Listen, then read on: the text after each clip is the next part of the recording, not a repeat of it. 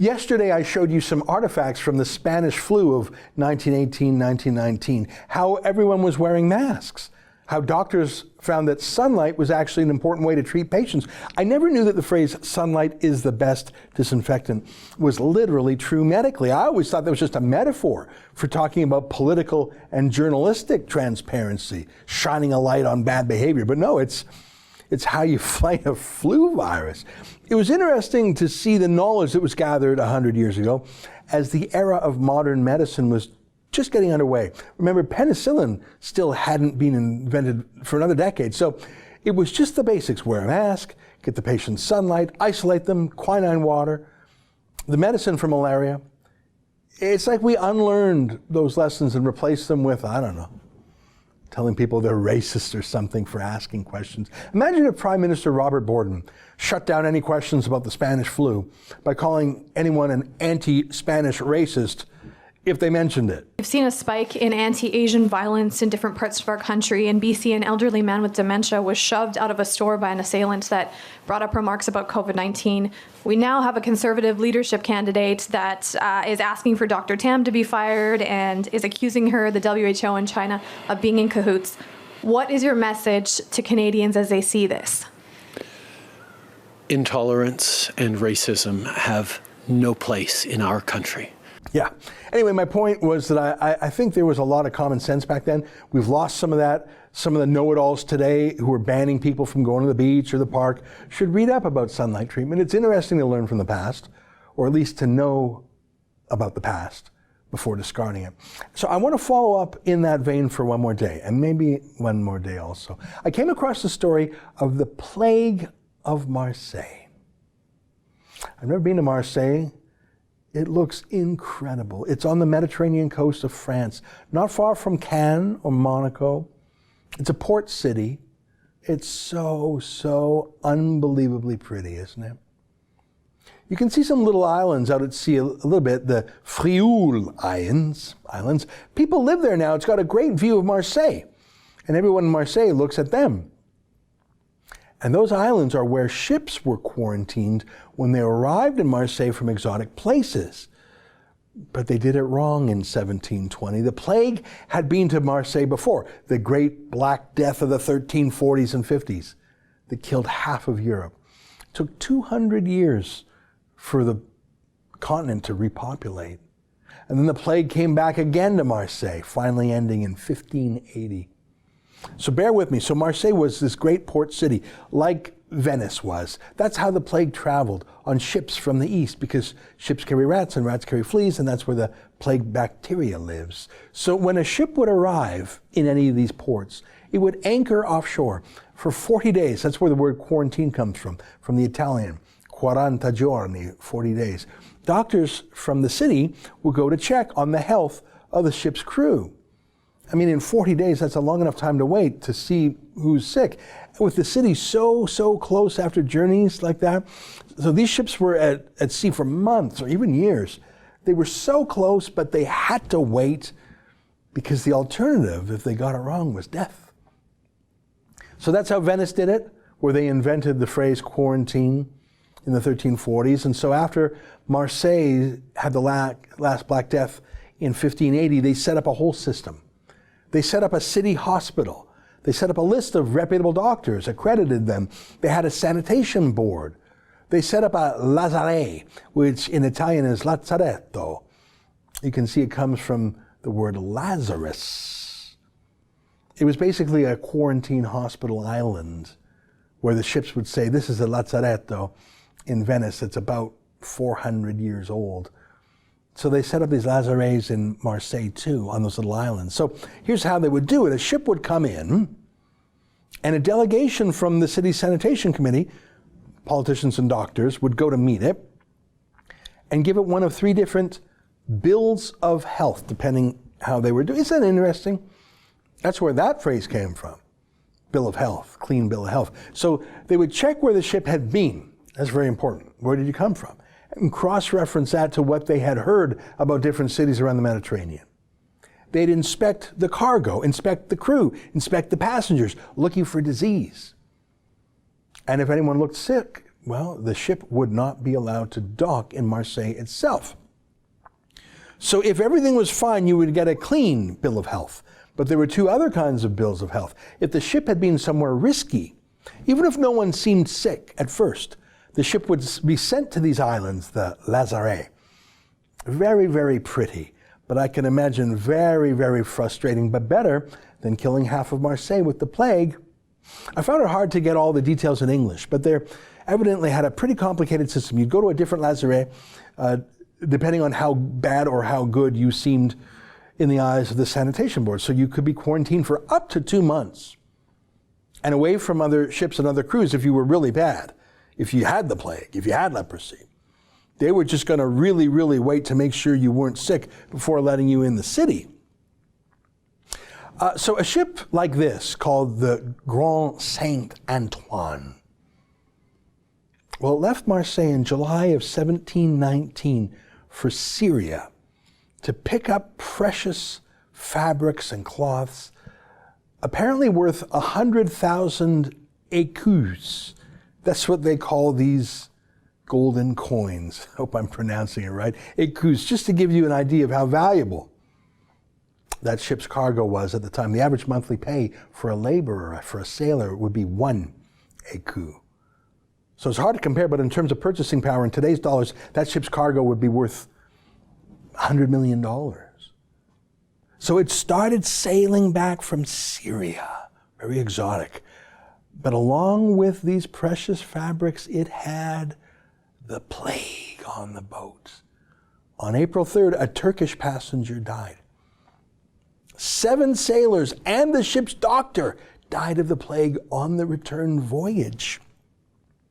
So the captain stopped at Cyprus, an island in the Mediterranean, where he got a bill of health. He was quarantined, not a clean bill, a bill. He was quarantined, and the ship sailed on to Livorno, Italy. And the Italian doctors said to the ship, keep going on, move on. And the captain wanted to move on quickly too. He had such valuable cargo, and he wanted to arrive at Marseille before the annual Beaucaire Fair, a medieval festival that actually continues on to this day. Huge party, dancing, drinking, commerce, the running of the bulls, believe it or not, like in Pamplona. So this ship's captain wanted to get back to Marseille quickly because he had 100,000 écus, let's call it $100 million worth of stuff he wanted to sell. So this captain, Jean-Baptiste Chateau, he pulls into Marseille and he tells the owners of the ship and the goods within it what's really going on. As in, there's no way they're going to allow that ship into Marseille without the maximum quarantine, 40 days, maybe more. Well, the owners, they got a fortune on this boat. So the owners, they go to work on their friends on the sanitation board. Telling them, the plague is a thing of the past. What are you worried about? So the sanitation board simply tells the captain to go back to Livorno, Italy, another beautiful port city, to get a clean bill of health from there. Go back to Livorno and have them give you a clean bill of health, not just a bill of health. Have them say you're clean. Now, had they checked the captain's log, they would see he was in Syria, where there was the plague. Had they made inquiries, they would find that a bunch of sailors and the ship's doctor had died. But instead, they just sent the ship to get someone else's paperwork in another town. Now, Livorno is about 500 kilometers away, approximately. So several days each way. But that's better than a 40, 60-day quarantine in Marseille that you might never be allowed in. And the Livorno authorities in Italy, for whatever reason, they just issue him a clean bill of health, which he sails right back to Marseille, arriving back at the island of Pomègue on May 25th. So after a short quarantine, he's let in on June 4th. And there it went. The plague was back in Marseille in 1720. That is very recent when you think about it. That's 100 years after Shakespeare's time. That's 50 years after the Hudson's Bay Company is founded in Canada. So it's not medieval times. Within weeks, it was obvious what had happened. They quarantined the ship, then they burned the ship. Yeah, a bit late for that, fellas. There were about 90,000 people living in Marseille then. 50,000 of them died. Of course, even in those days, people traveled. Another 50,000 died in neighboring areas of France. The plague raged on for 2.5 years until January 1723. The authorities literally built a wall, a plague wall, to seal off Marseille from the rest of France. That wall is still there today. So what's my point of this horrible, horrible story? I suppose, like the Spanish flu details I shared with you yesterday, it's just a reminder that in the sweep of history, this coronavirus will likely not be remembered for its death toll, but rather the fumbling of the issue in the first place by our political leaders, the making it into an economic crisis, the restricted civil liberties. We've had, thankfully, fewer than 3,000 deaths in Canada compared to the 50,000 deaths from the Spanish flu, and that was when our country had 1/4 of the population. Much less than the countless millions dead from the plague. It's interesting, I was reading that throughout the 18th century, there were more than 20,000 ships that arrived in Marseille from Syria or Turkey or North Africa, places where the plague was rampant. Out of those 140 ships, or less than 1%, were contaminated. Plague ships continued to arrive in Marseille for decades, but they were stopped and quarantined. 1 in 100 had the plague, 1 in 1,000 contaminated Marseille at all. And then that one ship killed 100,000 souls. Boy, I'm glad I live now and here rather than then and there, aren't you? But let me tell you what I have learned besides a horrific historical chapter of which there were countless instances around Europe and around the world. The flu, remember the plague came from Asia originally. Well, number one thing I learned is that quarantines, they work, or at least they work well. They've worked for nearly a millennium. You check out new arrivals, you see where they're from, you ask them questions, you observe them, you check their paperwork, then you give them a bill of health. You don't just let them walk right through from a danger zone in the middle of a pandemic as Trudeau did. This picture of a touchscreen that I took on my last international flight back in March, that's all there was. One button, one sentence. It wasn't even clear. It was like giving a clean bill of health from Livorno. No one really checked. People are in a rush. They have a festival to go to. Come on, I got to do a deal. It was meaningless. So you need to check. And you need to treat different people differently. If you're coming in from Syria in 1720 and there's a plague and your crew are dying daily, yeah, that's a few red flags. If you're coming in from somewhere safe and your crew and your passengers look fine, you can have a quicker quarantine. But the point is you quarantine the sick people so you don't have to lock down all the healthy people. Taiwan did this. You'll recall my guest the other day saying they only quarantined 50,000 people in the whole country. They didn't quarantine the whole country, 23 million in Taiwan. Just those coming in from China. Why treat everyone as if they're a carrier? Why send everyone to the Lazzaretto? Just send the people who came in from China. Marseille didn't make everyone live like a criminal in a prison, just arriving ships, just for a few weeks. Until one guy lied, and with the cooperation of the Marseille Government Sanitation Board and the Livorno Government Sanitation Board, he lied his way through. One last thing, that plague wall, that's a kind of border, isn't it? It's a border within a country, but it's a border nonetheless.